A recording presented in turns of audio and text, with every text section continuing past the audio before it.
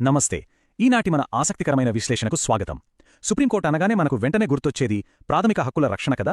కానీ అసలు ఆ హక్కుల పరిధి దాటి కూడా సుప్రీంకోర్టు మనకు రక్షణ కల్పించగలదా? ఈ రోజటి మన విశ్లేషణలో భారత రాజ్యాంగంలోని అత్యంత కీలకమైన కానీ చాలా తక్కువగా మాట్లాడుకునే ఆర్టికల్ 139 గురించి డీకోడ్ చేద్దాం. ముందుగా ఈ ప్రశ్న ఒకసారి ఆలోచించండి. ప్రాథమిక హక్కులు అనేవి రాజ్యాంగం మనకు ప్రసాదించిన కవచాలు లాంటివి. అయితే రోజువారీ జీవితంలో మనకు ఎదురయ్యే పరిపాలనాపరమైన అన్యాయాలు లేదా ఇతర చట్టపరమైన సమస్యలు ఎప్పుడూ ఈ ప్రాథమిక హక్కుల పరిధిలోకి రాకపోవచ్చు. మరి అలాంటప్పుడు సామాన్య పౌరులకు ఆ అదనపు చట్టపరమైన భద్రత ఎక్కడ్నుండి వస్తుంది? ఈ విశ్లేషణలో సరిగ్గా ఇదే విషయాన్ని మనం తెలుసుకోబోతున్నాం. సరే, ఆలస్యం చేయకుండా నేరుగా టాపిక్లోకి వెళ్ళిపోదాం. ఈరోజు మనం రాజ్యాంగపరమైన రిట్లు, ఆర్టికల్ 32 ప్రాథమిక పరిమితి, ఆర్టికల్ 139 అధికార విస్తరణ, ఈ విస్తరణ ఎందుకంత ముఖ్యం, అలాగే కొన్ని ఆచరణాత్మక వాస్తవాలను వరుసగా చూద్దాం. ముందుగా మన మొదటి విభాగం రాజ్యాంగపరమైన రిట్లను అర్థం చేసుకోవడం. ఇక్కడే అసలు కథ మొదలవుతుంది. న్యాయ పరిభాషలో మనం తరచుగా వినే పదం రిట్. అసలు రిట్స్ అంటే కేవలం కాగితాలు కాదు సుమా, మన హక్కులను రక్షించడానికి కోర్టులు జారీ చేసే అత్యంత పవర్ఫుల్ రాజ్యాంగ పరిహారాలు ఇవి. ఎవరైనా సరే మన హక్కులను కాలరాస్తున్నప్పుడు న్యాయస్థానం వెంటనే జోక్యం చేసుకుని జారీ చేసే అత్యవసర ఆదేశాలే ఈ రిట్లు అని మనం సింపుల్గా చెప్పుకోవచ్చు.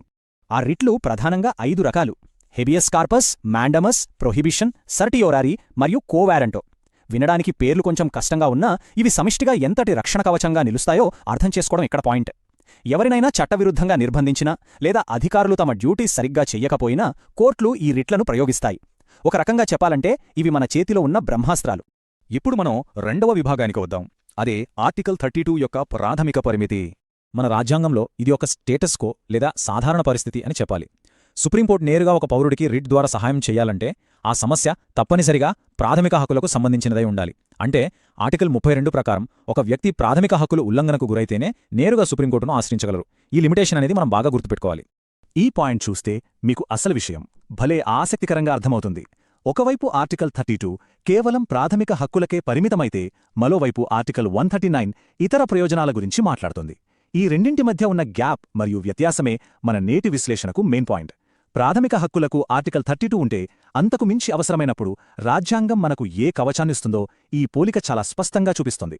ఇక మూడో విభాగంలోకి అడుగుపెడదాం. అదే ఆర్టికల్ 139 అధికార విస్తరణ. దీన్ని మనం ఎక్స్పాండర్ అనొచ్చు. ఇక్కడ ఎనేబుల్ ప్రొవిజన్ అనే పదాన్ని కాస్త గమనించండి. అంటే ఈ ఆర్టికల్ దానంతట అదే సుప్రీంకోర్టుకు అదనపు అధికారాలను ఇచ్చేదు. కాని భవిష్యత్తులో అవసరమైనప్పుడు సుప్రీంకోర్టుకు ఆ అదనపు అధికారాలను మంజూరు చేసే పవర్ను మన పార్లమెంటుకు ఇస్తుంది. ఇదొక రాజ్యాంగపరమైన ప్లగిన్ లేదా ఒక స్మార్ట్ఫోన్ అప్గ్రేడ్ మాడ్యూల్ లాంటిది అని మనం ఊహించుకోవచ్చు. ఇక్కడ చాలా కీలకమైన అంశం ఒకటుంది. అదేంటంటే ఈ విస్తరణ ప్రాథమిక హక్కుల బౌండరీని దాటి వెళ్తుంది. అంటే ప్రాథమిక హక్కులు మాత్రమే కాకుండా ఇతర చట్టపరమైన హక్కులను కూడా కాపాడేలా రిట్లు జారీ చేసే పవర్ను సుప్రీంకోర్టుకు పార్లమెంట్ ఇవ్వగలదు. దీనివల్ల విస్తృతమైన చట్టపరమైన హక్కుల పరిరక్షణ కోసం డైరెక్ట్గా సుప్రీంకోర్టు తలుపులు తట్టే అవకాశం భవిష్యత్తులో కలుగుతుంది. సరే, ఈ అధికార విస్తరణ ఎందుకు అంత ముఖ్యం? మన 4వ విభాగంలో ఇదే తెలుసుకోబోతున్నాం. ఈ పాయింట్ నిజంగా చాలా ముఖ్యమండి. ఈ విస్తరణ వల్ల కేవలం వ్యవస్థకే కాదు, పౌరులకు కూడా చాలా లాభాలున్నాయి. పౌరుల పరంగా చూస్తే మన చట్టపరమైన హక్కులకు మరింత రక్షణ దక్కుతుంది, న్యాయం పొందడం సులువవుతుంది. ఇక వ్యవస్థాగతంగా చూస్తే మన న్యాయ వ్యవస్థ మరింత ఫ్లెక్సిబుల్గా మారుతుంది. రాజ్యాంగబద్ధమైన పరిపాలనకు ఇది బాగా సపోర్ట్ చేస్తుంది. మొత్తంగా ఇది ఇరుపక్షాలకు మేలు చేసే ఒక సూపర్ బ్యాలెన్స్ అని చెప్పాలి. ఇక మన ఆఖరి విభాగానికి వచ్చేసాం. వాస్తవాలు మరియు ఆచరణాత్మక సందర్భం. ప్రాక్టికల్గా ఇదంతా ఎలా జరుగుతుందో చూద్దాం. దీన్ని ఒక చిన్న ఉదాహరణతో అర్థం చేసుకుందాం.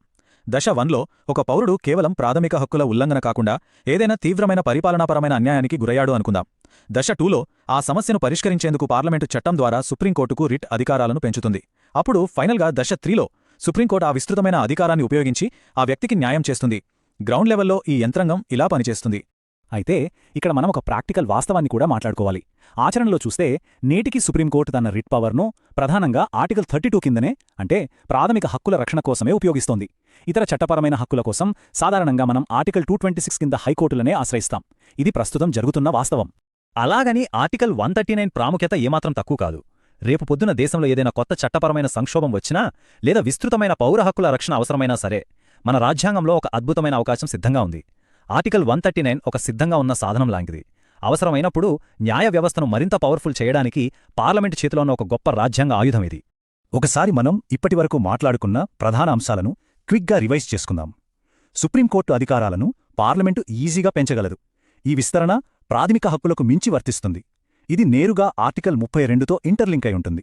మన రాజ్యాంగం ఎంత ఫ్లెక్సిబుల్గా ఉందో, మారుతున్న కాలానికి అనుగుణంగా న్యాయ వ్యవస్థను ఎలా బలోపేతం చేయగలదో ఈ ఆర్టికల్ నిరూపిస్తోంది.